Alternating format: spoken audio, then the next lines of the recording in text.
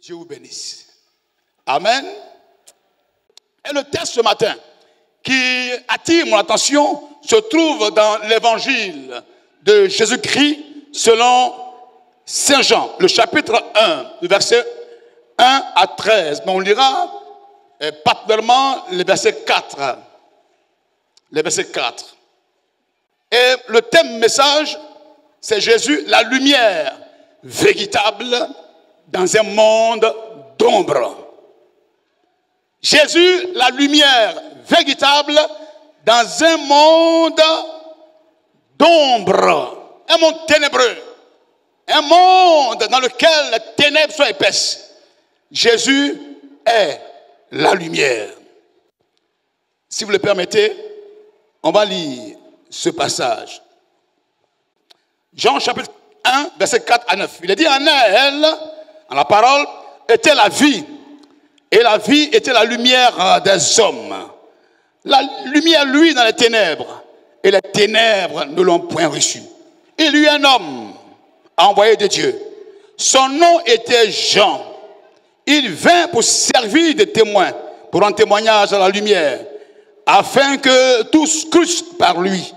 Et il n'était pas la lumière, mais il parut pour un témoignage à la lumière. Cette lumière était la véritable lumière qui, en venant dans le monde, éclaire tout homme. Que Dieu bénisse sa parole. Veuillez vous rasseoir, chers frères et sœurs. Dans un monde de ténèbres, dans un monde semé d'incertitude, de désarroi, de confusion, où tout semble s'éteindre, nous, en tant qu'Église, en tant que porteurs de lumière, notre rôle, c'est de faire intervenir, d'agir sur les ténèbres et d'envoyer cette lumière. Notre rôle donc est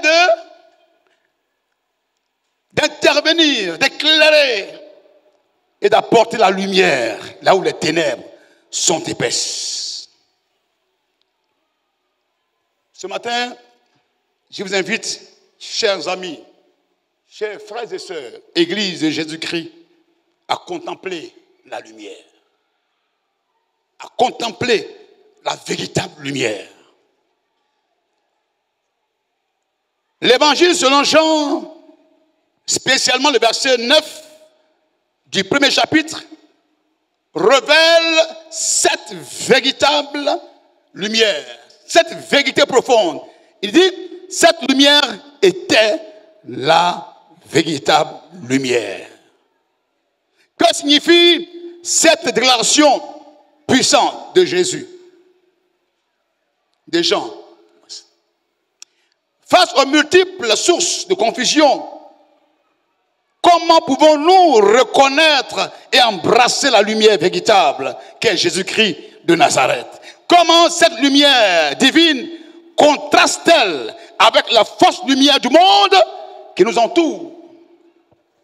Comment dans nos vies pouvons-nous vivre la réalité pleine de cette lumière de Jésus pour échapper aux ombres trompeuses qui cherchent à obscurcir le chemin des hommes?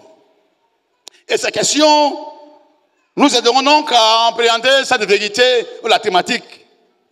Jésus, la véritable lumière dans un monde d'ombre. Dégageons rapidement le contexte du livre de Jean. L'évangile de Jean est un évangile essentiel. Et ce passage de Jean 1, 4 à 9 se situe dans l'évangile de Jean. Et ce contexte, ou le contexte historique, nous présente la réalité de l'époque où la Palestine faisait partie de l'Empire romain. Et les Juifs étaient soumis à l'autorité romaine. des tensions politiques, religieuses, étaient réelles. Parce que Rome devait, ou s'était engagé à établir son règne à travers tous les moyens pour assujettir le peuple juif. Et le peuple juif attendait un Messie qui les délivrerait du joug romain. C'est dans ce contexte que Jésus est né, a enseigné, a été crucifié et est sorti vainqueur de la tombe. Le contexte culturel de l'évangile de Jean est profondément enraciné dans la culture juive. Vous verrez dans l'évangile de Jean, le chapitre 2, où il parle des noces. C'est purement dans un contexte culturel juif, où tout est fait selon les pratiques juives, à travers les vases, lors de ce mariage à Canaan. C'est un évangile qui respire profondément la culture juive. Et plusieurs anthropologues, des chercheurs, ont dû s'appuyer sur cet évangile pour mieux comprendre la culture juive. Quelle est donc la place de l'évangile de Jean dans tout l'ensemble du canon biblique? Je dégage tout ce contour-là. Vous montrez que l'évangile de Jean n'est pas un évangile en plus. C'est un évangile essentiel. Quand vous le comprenez, vous comprenez effectivement l'ensemble de la Bible. Car c'est de cet évangile qu'est tiré notre verset clé. Dieu a tellement aimé le monde qu'il a donné Jésus, son Fils unique, afin que quiconque croit en lui ne périsse point, mais qu'il ait la vie éternelle. C'est un évangile essentiel. Le comprendre, c'est comprendre toute la Bible. Pourquoi cet évangile tient-il dans l'ensemble du canon biblique? D'abord, premièrement, il témoigne de la vie et de l'enseignement de Jésus-Christ. Pour savoir comment Jésus a enseigné, ses méthodes, ses stratégies d'enseignement, l'évangile de Jean nous présente Jésus, le maître, le divin maître, au pied duquel sont les disciples. Deuxième importance, c'est l'approche théologique et spirituelle profonde. Les questions théologiques et spirituelles en rapport avec la personne et l'œuvre de Jésus sont présentées. Et tout ce qui attaque la personne de Jésus trouve dans cet évangile les réponses à leurs questions. La parole a préexisté. La parole a cohabité avec le Père. Et la parole est Dieu. Elle est créatrice. Elle est restauratrice. Elle est vie. Elle est lumière. Et cette parole n'est pas la parole d'un homme ordinaire. Même le prophète Jean-Baptiste, lui, il n'est pas la lumière, mais il est le porteur de la voix de cette lumière. Frères et sœurs, ne comparez pas Jésus, ne comparez pas mon Jésus à des prophètes, ne le comparez pas à des anges. Jésus est supérieur aux prophètes, il est supérieur aux évangélistes, il est supérieur à tout humain sur la terre. Son nom est élevé, son nom est glorieux, son nom est puissant. Il est supérieur par son sacerdoce au sacerdoce de Moïse, au sacerdoce lévitique, au sacerdoce araonique, à toutes sortes de sacerdoces. Ne comparez pas Jésus aux réalités de ce monde. Il est supérieur. Il est le véritable. Il est la lumière. Toutes choses subsistent en lui et par lui. Et c'est pourquoi ce matin, j'aimerais qu'on contemple la grandeur, la beauté de ce Jésus qui est pour nous lumière véritable. S'il y a un véritable, c'est qu'il y a un faux. Il y a un à peu près. Nous, Jésus est notre véritable.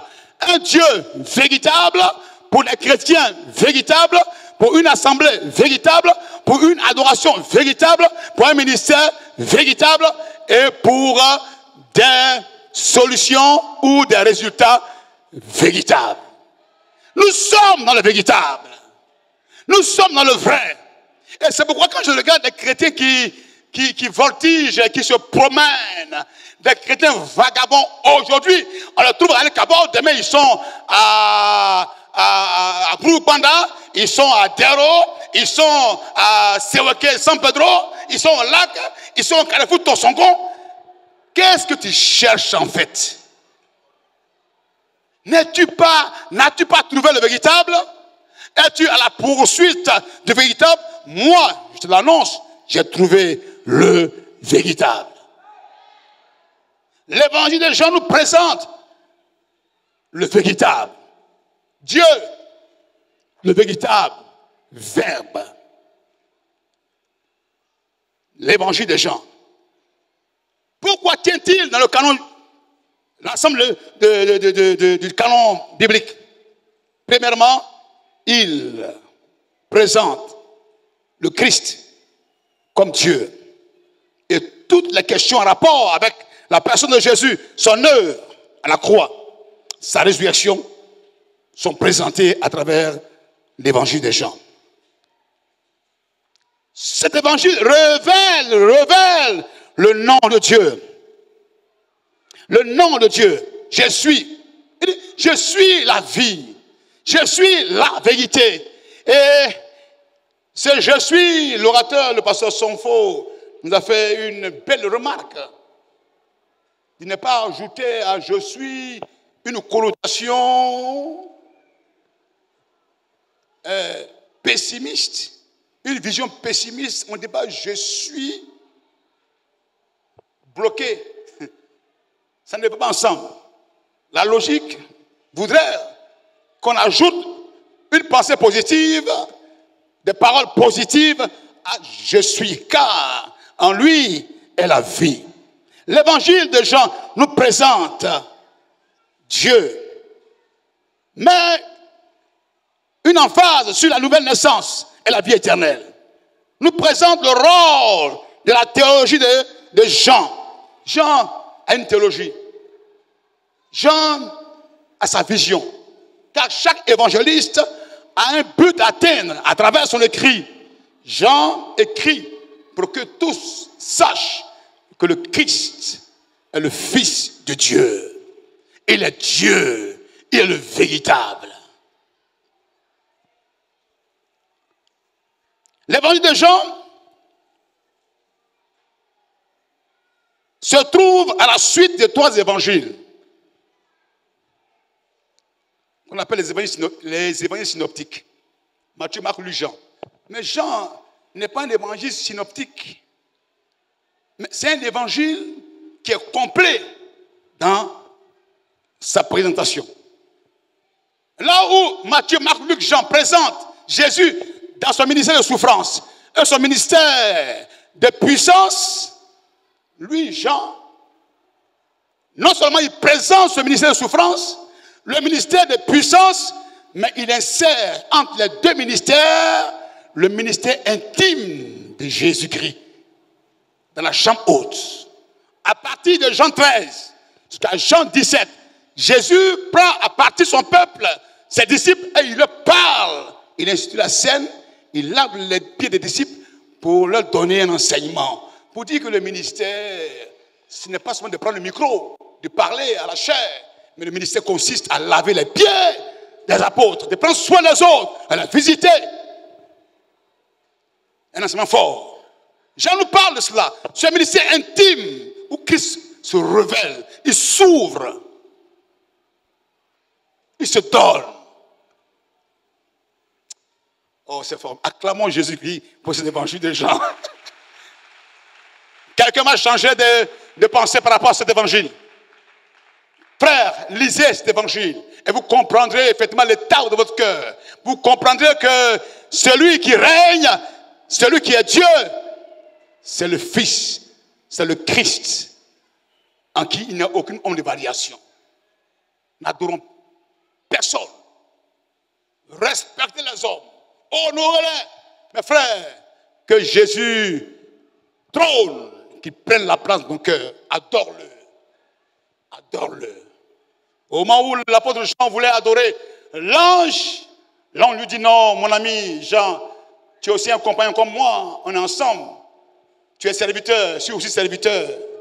Adore Jésus, le véritable. L'église est en danger, chers frères et sœurs. Chacun veut se hisser, se présenter. Cette place de hauteur appartient au roi, au chef de l'église. Même pas à un pasteur, même pas à un pasteur laïque, à un ancien, un diacre, à un chrétien, à un membre de groupe musical. Ce n'est pas ta place. Prends la place qui te revient. Du roi des rois, Jésus. Prends la place qui te revient. Le trône du roi des rois, Jésus, nous t'adorons. Oh, ce matin, que sa grâce prévale ce matin. Seigneur, prends la place. C'est toi qui es le roi des rois. Et Jean le présente comme celui qui est la source de la vie. Il dit, toutes choses subsistent par lui. Le texte dit, ou le thème dit ceci, Jésus est la lumière du monde. Dans un monde d'ombre. Le monde est un monde d'ombre, chers amis. Est un monde d'ombre. Et c'est pourquoi Jean-Baptiste, qui a été annoncé par le prophète comme précurseur au Messie, va venir. Il dit, je viens porter là la voix. Je suis la voix de celui qui crie dans le désert.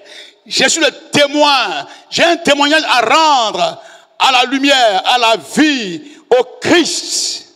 Je ne suis pas moi-même la lumière. C'est lui la lumière. C'est lui la vie. C'est lui l'espérance.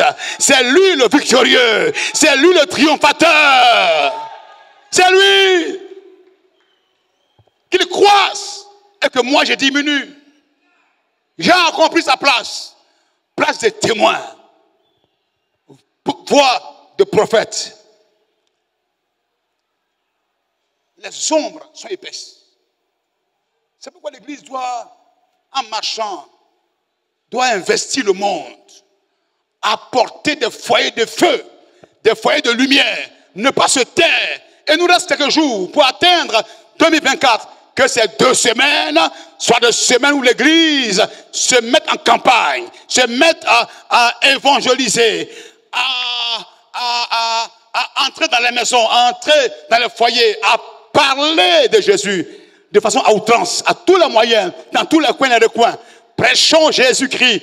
Il faut marteler, il faut persuader, il faut contraindre les âmes à entrer dans la bergerie. C'est le temps de présenter le Christ, le véritable. N'ayons pas peur de Jésus et de son évangile. Face au monde, face aux ombres, les ombres de l'obsession matérielle. On court après le matériel. Le spirituel a peu de valeur. On court après le matériel. On veut devenir des blocs de rochers sur la terre. Frère, ici à Gabon, on est équilibré. On cherche des milliards, non pas pour nous établir éternellement sur la terre. On veut des milliards pour bâtir le royaume de Dieu et ensuite aller au ciel. La terre passera.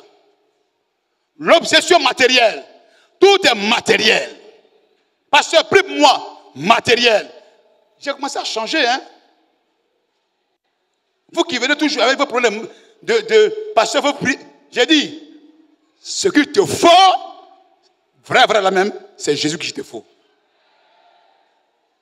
te faut une nouvelle naissance véritable. Une repentance véritable. Les gens qui ne sont même pas convertis, ils veulent se marier. Tu vas où?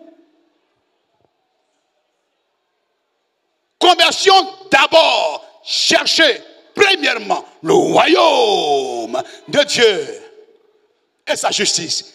Toutes choses vous seront données par-dessus.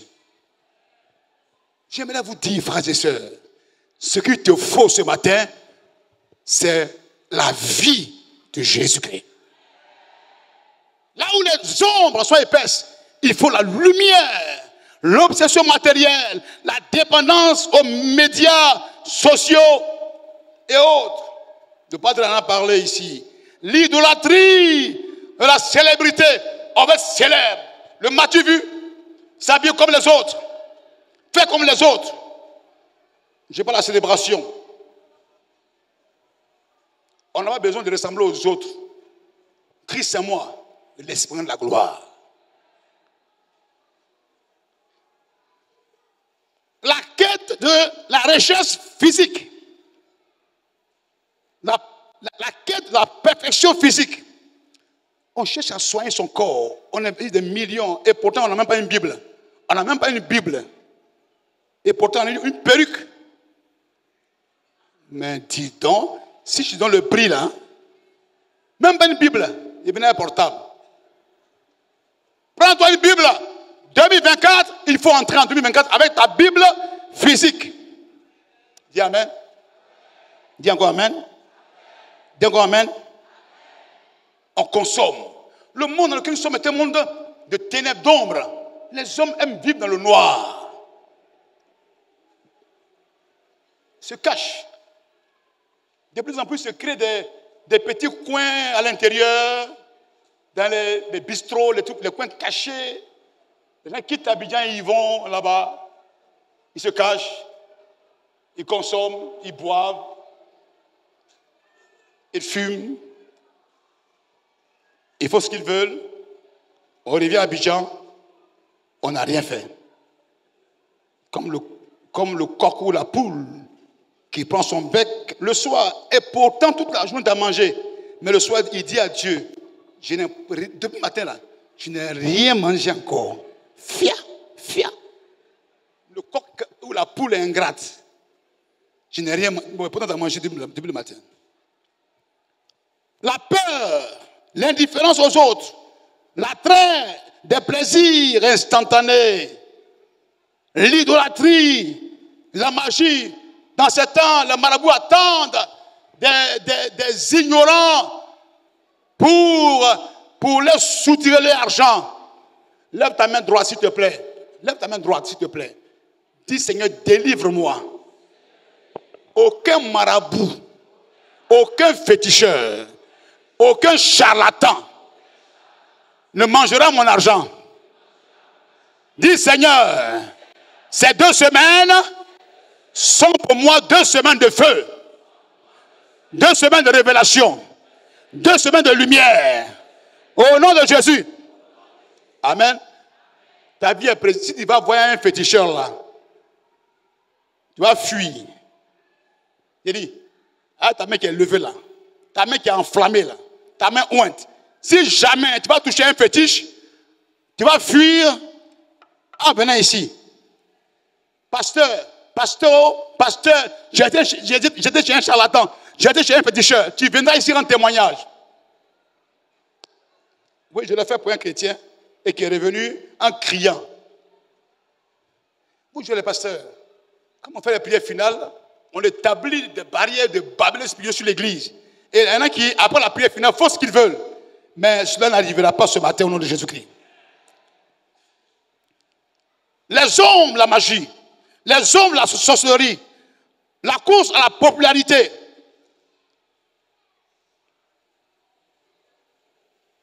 Les ambitions démesurées.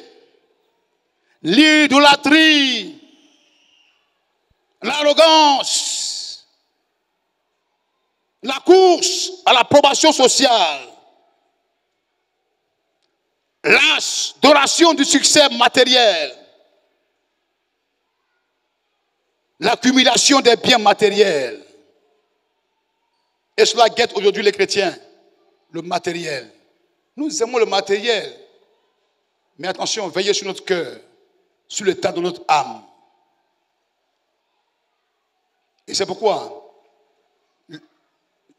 l'évangéliste Jean nous présente le Christ comme étant la lumière véritable. La lumière réelle. La lumière vraie. Qui n'est pas la lumière naturelle, la lumière du soleil. Qui n'est pas la lumière du feu. Qui n'est pas la lumière des lampes à huile. Qui n'est pas la lumière des chandelles.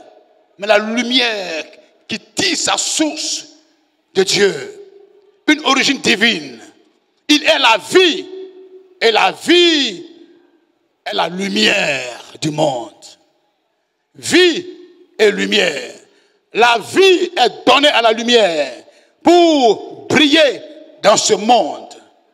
Chers frères, la lumière à laquelle je vous invite est la lumière qui vient de Dieu. Il y a tellement de sortes de lumière. Des feux d'artifice. Ces choses, il faut s'en défaire. La vraie lumière vient de Dieu. Alors, comment pouvons-nous reconnaître et embrasser la lumière véritable? Comment? Si l'évangéliste Jean présente le Christ comme la lumière, comme la vie, il dit que la lumière est venue pour les siens. La lumière est venue pour l'homme. Cette lumière ne fait exception de personne. Elle éclaire tout le monde. Et le texte dit que la lumière éclaire tout le monde. La lumière donne à tout le monde. Sans distinction de religion, de sexe. Sans barrière tribale. La lumière est accessible. Elle est tout près de toi. Cette lumière, c'est la personne de Jésus-Christ. Alors comment faire pour reconnaître et embrasser la lumière véritable qu'est Jésus dans ce monde d'ombre? Premièrement, je vous invite, à accepter Jésus comme le chemin, la vérité et la vie. Il dit dans Jean 14, verset 6, c'est Christ qui parle. Je suis le chemin, la vérité et la vie. Nul ne vient au Père que par moi. Nul ne vient au Père que par moi. Je suis le médiateur. Je suis le chemin. Je suis la voix prophétique qui parle mieux que toutes les autres voix. Acceptez la lumière. Ce matin, tu peux l'accepter. Tu peux approfondir ta connaissance dans la réalité de la lumière. Deuxièmement, il faut vivre selon les enseignements de cette lumière. Une chose est d'accepter, une chose est de vivre selon l'enseignement de cette lumière. Cette lumière a un enseignement, a une doctrine, a une voie, a un chemin à emprunter. Accepter, vivre, se repentir et marcher à la lumière. Mais si nous marchons à la lumière, comme il est lui-même dans la lumière, nous sommes mutuellement en communion et le sang de Jésus, son Fils, nous purifie de tout péché. Si nous marchons dans la lumière, il est lui-même dans la lumière. Quand je marche en Christ, ma vie rayonne. C'est un cœur en communion. On est comme la lumière. Et c'est une homogénéité. Partage de propriété. Partage de vie. On est comme lui. À travers une marche continuelle dans la lumière.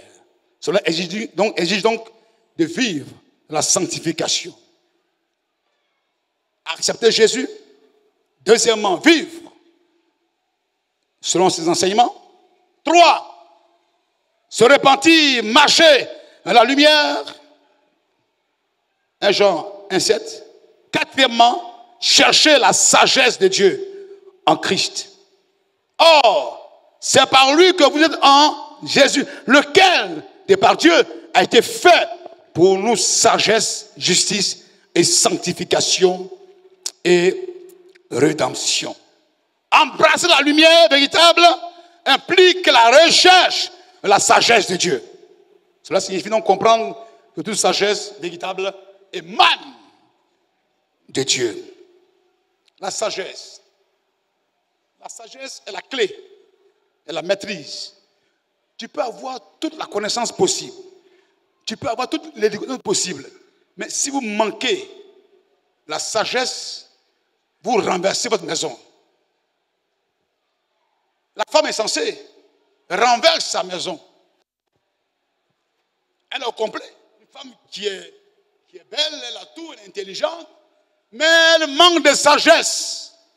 Elle n'a pas de maîtrise, pas de mort dans sa bouche. Elle ne peut pas se maîtriser.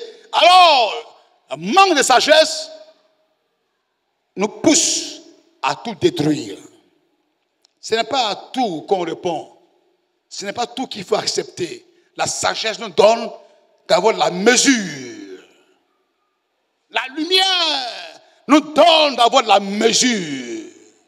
À reconnaître notre place dans l'ensemble du corps de Christ. Et cinquièmement, avoir une relation personnelle avec Jésus. Mes brebis entendent ma voix, je les connais et elles me suivent. Regardez cette complicité qu'il y a entre le maître et les brebis. Les brebis belles. Et lorsque le maître entend le bêlement, alors il reconnaît la voix avec distinction, la voix de chaque brebis. Et aussi les brebis reconnaissent la voix du berger. Une complicité, un amour véritable. Le vrai chrétien reconnaît sa maison, reconnaît qu'il a un seul pasteur, reconnaît qu'il a une seule maison, reconnaît qu'il a une seule demeure. Les chrétiens ont plusieurs pères, mais ça vient d'où ça? C'est la peur? C'est un multipliant de pères spirituels que tu vas avoir l'assurance? Le véritable, quand tu l'as, les autres ne viennent que pour amplifier, pour aider simplement. Conduisons les âmes à Jésus au lieu de les manipuler. Libérer les enfants spirituels, des mères spirituelles dans l'église qui ont la main, les pieds, la tête sur les âmes, les terroristes. Y a-t-il une âme qui est en détresse ce matin? On t'impose tout. Ton père spirituel n'est pas pasteur, mais il te terrorise. Sors de là. Fuis ce matin. Je te présente le véritable, le Seigneur, le véritable. Nous avons tous libre accès auprès de lui. Un père spirituel, un pasteur qui est formé, pasteur formé, ne terrorise pas les chrétiens. Par exemple, regardez, on met le cadenas et on se promène la clé dans la poche. Tant que je n'ai pas parlé, tu ne bouges pas. Tu es qui, toi? Tu es un serviteur. Libérez les âmes, libérez les familles, libérez les foyers. Donnez à ces hommes, ces femmes, la vraie lumière. C'est qui nous rend indépendants, qui nous rend joyeux et qui apporte la vie. Ce matin, je parle à quelqu'un ce matin. Alors, je parle à quelqu'un ce matin. Que Dieu te donne le discernement. Avoir une relation personnelle avec Jésus. Frères et sœurs, ayez une réelle relation avec le Seigneur. Et puis, sixièmement, il faut écouter la voix de l'Esprit de Dieu. Le Saint-Esprit. Il dit, quand le consolateur sera venu, l'Esprit de vérité, il vous conduira dans toute la vérité, dans la lumière. Et il ne parlera pas de lui-même, mais il dira tout ce qu'il aura entendu et il vous annoncera les choses à venir. Ainsi, nous pouvons embrasser Ainsi, nous pouvons connaître la véritable lumière. Il nous invite à l'accepter. Il nous invite à vivre de lui. Il nous invite à avoir la sagesse. Il nous invite à avoir une relation personnelle avec lui. Il nous invite à avoir son onction, à avoir sa puissance pour avoir une vie dynamique. Comment cette lumière divine contraste-t-elle avec la fausse lumière du monde qui nous entoure? Comment? En effet, il y a une différence réelle entre Jésus et la lumière de ce monde. On n'a pas la même trajectoire. C'est pourquoi je suis heureux d'être chrétien. Ma destinée n'est pas périmée. Ma vie n'est pas maudite. Dieu m'a béni de toute grâce. Dans l'éternité passée, il m'a béni. Et par ma foi, je suis connecté à la vie de Dieu. Par ma foi, je vis de Dieu. Ainsi, ma vie contraste avec la vie des ombres, des ténèbres. De même qu'il y a contraste entre la lumière et les ténèbres, entre Christ et les œuvres de la chair, ainsi il y a contraste entre la vie de l'Église et la vie du monde. Dans Jean 8, verset 12, Jésus parla de nouveau et dit, « Je suis la lumière du monde. Celui qui me suit ne marchera pas dans les ténèbres. » La lumière divine de Jésus éclaire le chemin de la vérité et de la vie éternelle. Un contraste, une séparation. Dans le comportement, dans la façon de parler, dans la façon d'agir, il y a une séparation. Dis avec moi séparation. Dis séparation. On n'est pas dans la même bergerie. On n'est pas dans la même dynamique. Nous sommes en route pour le ciel. Nous vivons pour le Seigneur et notre vie est cachée en Christ. Cette lumière divine contraste à travers ses objectifs, à travers son mécanisme et à travers ses résultats. On n'a pas les mêmes résultats. Le monde, c'est l'échec. La chair, c'est l'échec. Les ténèbres, c'est l'échec. Les hommes, c'est la mort. Mais la vie, la lumière donne la vie. La lumière donne l'espoir. Ce matin, tu peux, par ta foi, accepter la lumière véritable qu'est Jésus. Recevoir la vie, recevoir l'onction, recevoir les ouvertures que tu veux, recevoir la délivrance de ton âme. Tu peux ce matin sortir de là, des fausses lumières de ce monde, des ombres qui t'entrelacent. Ces ombres-là, tu peux les briser à travers ta foi dans la lumière divine. Cette lumière contraste aussi par le fait que la lumière qu'est Jésus a des fruits. Le fruit de l'esprit, la bonté, la justice, la vérité sont en Christ. Christ dit ceci au diable, tu viens contre moi, mais tu n'as rien à moi. Je suis lumière, tu es ténèbres, on n'a pas la même vision, on n'a pas les mêmes réalités. Différence quant aux fruits, quant aux résultats. Normalement, un chrétien doit produire de bons fruits. Mais comment cela se fait-il que les chrétiens qui ouvrent la bouche distillent des paroles de mort, détruisent, jalousent? Les chrétiens qui n'ont pas le pouvoir sur leur nature charnelle. La chair étant en nous n'a pas été domptée. Il y a des combats qu'il faut remporter. Des combats au niveau de la chair. La maîtrise de soi. On ne doit plus être dans ce système de rancœur, de rancune. Et bientôt, quelqu'un est prêt à prendre son bagage de rancœur, de rancune. Je ne parle pas à mon père, je ne parle pas à ma mère.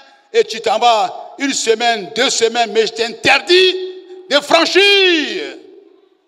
Dépose tout là, en 2023 et en 2024, avec un cœur réconcilié. Dis Amen. Un cœur renouvelé, un cœur guéri, un cœur dans lequel il y a la bonté, la justice, la vérité, la lumière. Car ta vie contraste avec la réalité des ténèbres. Lumière divine. Je vous laisse la paix. Je vous laisse la lumière. Je vous donne ma paix. Je ne vous donne pas comme le monde donne. Que votre cœur ne se trouve point et ne s'alarme point. Là où il y a la lumière, il y a la paix. Oh, là où il y a la lumière, il y a la paix. Il y avait un enfant qui avait peur de dormir dans une chambre sans lumière. Quand vous éteignez la lumière, on m'a rapporté cela, je crois, à un camp des enfants, où les enfants dormant, on a éteint la lumière, il y a un enfant qui a crié, waouh, waouh. Il n'est pas habitué aux ténèbres, il dort avec la lumière allumée. Les ténèbres de frais. Et l'enfant a raison. C'est un enfant de lumière. Pourquoi le plonger dans les ténèbres? On n'est pas habitué à cela. Frères et sœurs, nous sommes dans la lumière. Nous sommes dans la lumière. Nous marchons dans la lumière. Nous sommes dans le véritable. Nous sommes avec le Christ. Ce matin, l'Éternel est avec nous. Notre Dieu est avec nous. Notre Dieu combat pour nous. Nous pouvons vivre, pour terminer, pleinement à la lumière de Jésus et ainsi échapper aux ombres des ténèbres qui cherchent à obscurcir notre chemin. C'est donc là la question. Comment le faire? Comment vivre hors des ténèbres? Comment entrer en 2024 avec un cœur libre? On est chrétien et on a encore peur du noir, on a peur de la mort, on a peur des sorciers, on a peur des démons, on a peur des féticheurs, on a peur quand on marche et qu'on voit là au carrefour un canadier qui est cassé automatiquement, on se retourne, on prend l'autre tangente et on disparaît. Frères et sœurs, ce sont les canaris qui doivent se déplacer. Je sors de ma maison, j'ai prié, c'est vous qui devez vous détourner. C'est vous qui devez prendre la tangente. Vous devez fuir. L'église, frère, le texte dit ceci, parlant des apôtres, les gens disaient, ceux qui ont bouleversé le monde sont venus à nous. Paul et Silas, ces hommes étaient des hommes de feu. Ce matin, j'aimerais te dire que tu vas bouleverser ta famille. Tu seras un danger ambulant dans le camp des ténèbres. Par la prédication, par ta foi, par ton zèle, ton ministère, ton service, tu t'imposes. Quand tu es là, silence radio. Personne ne parle. Aucun démon. Tu t'imposes. Tu es là et tu gâtes tous les fétiches. Les fétiches aux reins, dans les bras, tous les nassigis sur le corps meurent. Ah, oui. Mon père m'a dit, non, toi, ne viens pas à mon salon parce que tu risques de gâter mon médicament. Mais c'est vrai, les chrétiens gâtent médicaments. J'ai dit, les chrétiens, ils gâtent médicaments. Je monte dans un taxi, tu as mis ton nassigui, c'est mort. Ta journée est gâtée comme ça. Alléluia. Car nous qui portons la lumière en nous, nous avons de l'aide. Nous avons des anges. Nous avons le Saint-Esprit. Le dynamique Esprit de Dieu. L'Esprit consolateur. L'Esprit de vie nous accompagne. Quand tu te présentes, c'est la terreur. Quand tu te présentes, les hommes et les femmes sont aveuglés. Ils sont aveuglés. Ils ne comprennent pas. Mais cet homme, d'où il vient? Qu'est-ce qu'il a mangé? Qu'est-ce qui se passe? Oh, ce matin, que Dieu donne à tes ennemis des voix des anges à ta droite et à ta gauche. Que Dieu donne à tes ennemis, aux brigands, des voix, une épée flamboyante, s'agiter sur ta maison. Et que toute œuvre de ténèbres soit brisée. J'appelle la lumière ce matin dans ton foyer. J'appelle la lumière dans ta famille. Tu vas produire. Tu auras des résultats palpables. Car Jésus, la véritable lumière, lorsqu'il arrive, il apporte le changement, il apporte le bouleversement. Chers frères et sœurs, ce matin, j'aimerais vous bénir. J'aimerais apporter la lumière sur vos vies ce matin. La lumière de vos finances. Que rien ne vienne vous soutirer d'une façon frauduleuse votre finance, votre santé, votre vigueur, votre grâce, votre faveur, dans le nom puissant de Jésus-Christ de Nazareth.